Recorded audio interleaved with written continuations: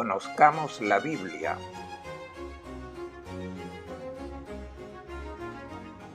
Con el padre Claudio Doglio.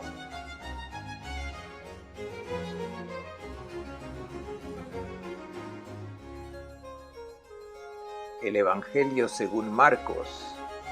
Las argumentaciones.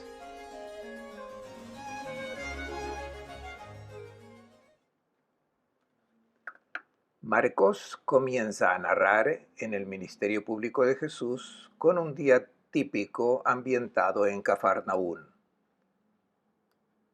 Un sábado,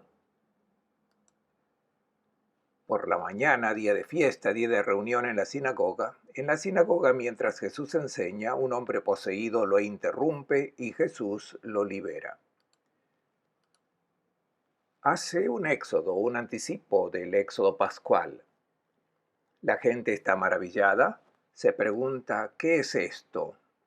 Es una enseñanza nueva. La enseñanza de Jesús es una cualidad que no existía antes.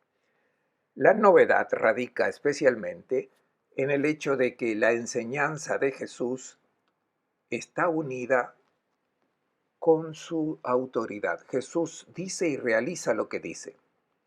Marcos continúa la descripción de la jornada de Jesús en Cafarnaún, presentando el momento del mediodía en casa con los amigos Simón, Andrés, Santiago y Juan. Después salió de la sinagoga y de inmediato se dirigió a casa de Simón y Andrés. Notemos esa insistencia típica de Marcos con el adverbio de inmediato, inmediatamente, que sirve casi como un hilo de sutura para mantener juntos los episodios y crear una conexión rápida entre una cosa y la otra, sin demasiadas interrupciones. La suegra de Simón estaba en cama con fiebre y se lo comunicaron inmediatamente. Él se acercó, la tomó de la mano y la levantó. Se le pasó la fiebre y se puso a servirles. Si comparan este acontecimiento con el texto paralelo de Mateo, podrán ver fácilmente que Mateo tiene un texto más simple, esencial, más sagrado. Presenta a Jesús con una aura superior. En cambio, Marcos describe el episodio con características vivaces, brillantes, pintorescas, muy humanas. Jesús va a almorzar en la casa de amigos. Son ellos los que le hablan a Jesús sobre esta mujer que está enferma. Jesús se acerca, la envuelve con su brazo, la toma de la mano, la hace levantar. Es un gesto significativo. Jesús toma en mano a la humanidad enferma, la levanta en brazos, la hace capaz de nuevo servicio. Y luego esa mujer se pone a servirles, se pone a hacer la comida para todo el grupo. Mateo dirá que los servía. El episodio se vuelve simbólico y sintético. En cambio, en Marcos, el fondo es mucho más humano.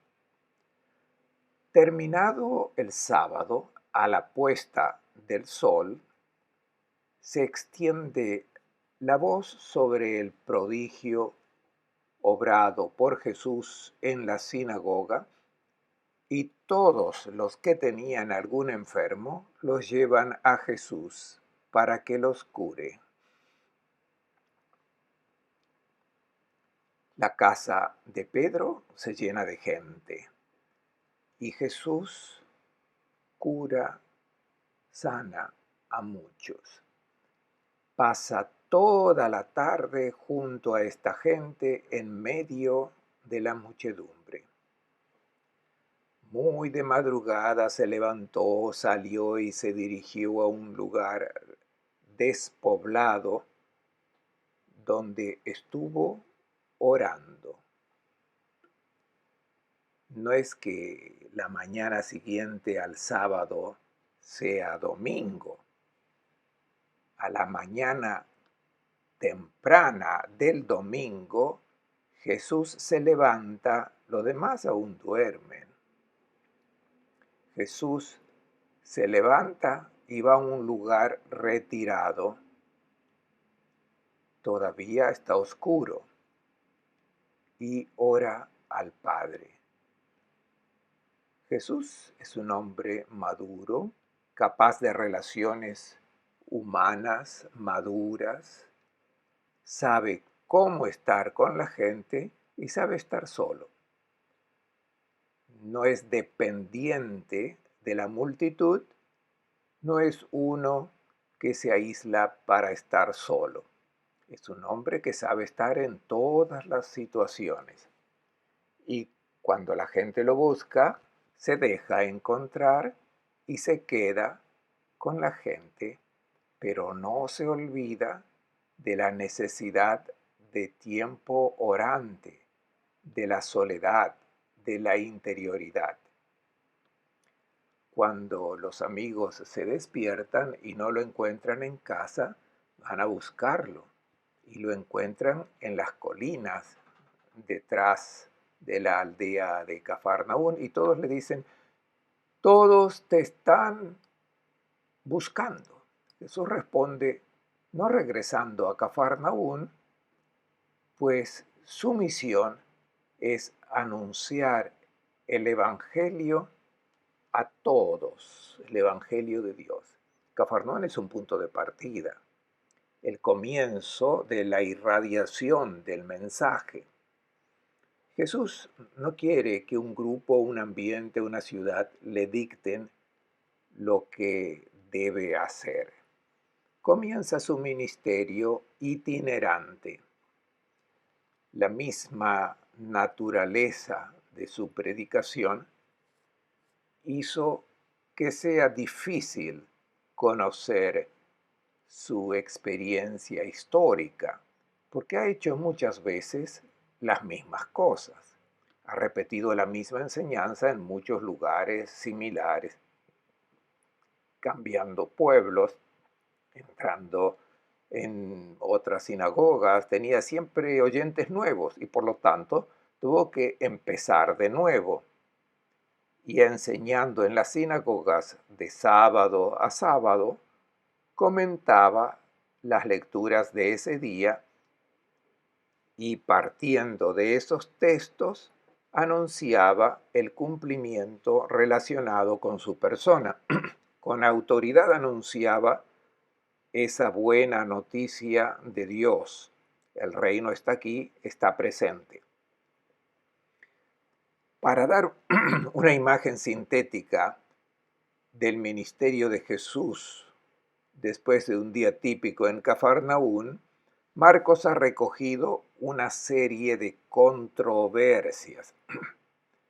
Encontramos 5 narraciones estructuradas sobre un tema en el que Jesús ofrece una nueva solución.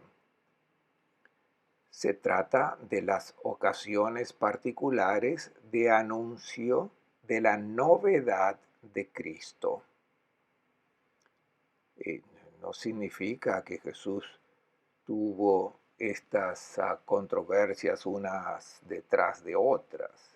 Estas son historias formadas por la tradición y puestas juntas por el evangelista, precisamente porque son 5 textos bastante similares en la estructura para hacer resaltar el contraste de este maestro con la mentalidad dominante de los escribas y fariseos. La primera disputa está relacionada con el perdón de los pecados, insertada en la narración del milagro de curación de un paralítico. Mientras Jesús está rodeado de muchas personas, 4 hombres quieren presentarle un pobre hombre paralizado. Quitan las ramas que constituyen el techo de una casa pobre palestina y hacen descender al paralítico delante de Jesús. Es una escena particular que involucra a todos los invitados. El foco de atención está concentrado en ese hombre y sobre la actitud de Jesús. Está claro que quieren un milagro. Quieren que Jesús cure al paralítico. En cambio, Jesús dice a ese hombre: tus pecados te son perdonados. Y los escribas presentes que están escuchando a Jesús y probablemente en diálogo con él, piensan en su corazón: ¿quién se cree ser? Solo Dios puede perdonar pecados. ¿Y cómo es que este hombre dice: te perdono tus pecados? Está blasfemando. Jesús interpreta sus pensamientos, sabe leer en sus corazones y por eso hace un signo. Les dice: ustedes no han visto ningún resultado experimentable a mi palabra cuando le dije tus pecados te son perdonados. Entonces, para que sepan que el Hijo del Hombre, o sea yo, tengo el poder de perdonar pecados en la tierra, voy a decir otra palabra para que vean un resultado innegable. Se dirige al paralítico y le dice: levántate y camina. Y él se levanta, toma la camilla y se va. Jesús hizo ese signo para demostrar que tenía la exusía, la autoridad, el poder de perdonar los pecados. Solo Dios puede perdonar los pecados. Tienen razón. Y yo tengo el poder. Entonces, ¿qué quiere decir? Es una catequesis hecha con señales vistosas sobre la autoridad de Jesús. Y Marcos subraya este aspecto. Jesús es un maestro que tiene autoridad porque realiza lo que dice. Tiene el poder de perdonar los pecados. Segunda controversia. Después de haber llamado a Leví, un recaudador de impuestos, para que sea discípulo, Jesús acepta la invitación de ir a la casa de Leví con sus otros colegas, gente de mala fama. Y Jesús es criticado por los fariseos porque no era habitual que un escriba frecuentase esta clase de gente. Y de acuerdo a la ley, no era justo comer junto a los pecadores. Existe siempre una nota de contraste polémico. Son efectivamente controversias. Y Jesús se presenta como el médico, el doctor para los pecadores, el que tiene el poder de curar a los pecadores. En Jesús es vistoso el poder taumatúrgico prodigioso de frente a los enfermos. Es un terapeuta que sana a los enfermos. Pero estos signos son para decir que Jesús tiene un poder terapéutico frente a toda persona en cuanto pecador. Y así se presenta la realidad del pecado como una enfermedad muy generalizada, una enfermedad que mata. Son los enfermos quienes necesitan del médico, son los pecadores los que necesitan a Jesús. Y como el enfermo le pide al médico que lo haga vivir, venciendo a la enfermedad, Jesús se ofrece a los pecadores como quien los libra del pecado, no para que sigan siendo un pecador. Jesús no va a la casa de los pecadores porque son pecadores y para que permanezcan pecadores, sino que va como médico para eliminar la enfermedad del pecado, para curar al pecador, para que cambie de vida. No vine a llamar a los justos porque no hay ningún justo, vine a llamar a los pecadores. Vino para sanar a los pecadores. Tercera controversia sobre el tema del ayuno. Los discípulos de Juan y los fariseos estaban ayunando. En vez Jesús con sus discípulos comían tranquilamente. Le preguntan por qué. ¿Por qué no siguen las normas? ¿Por qué no ayunan? Y Jesús responde con una pregunta de tipo sapiencial. ¿Pueden los invitados a una boda ayunar cuando están con el esposo? En esta controversia, Jesús se presenta como el esposo, pero el esposo en la tradición bíblica es un título divino. Adonai, el Señor es el esposo de Israel. Y Jesús pretende tener títulos divinos.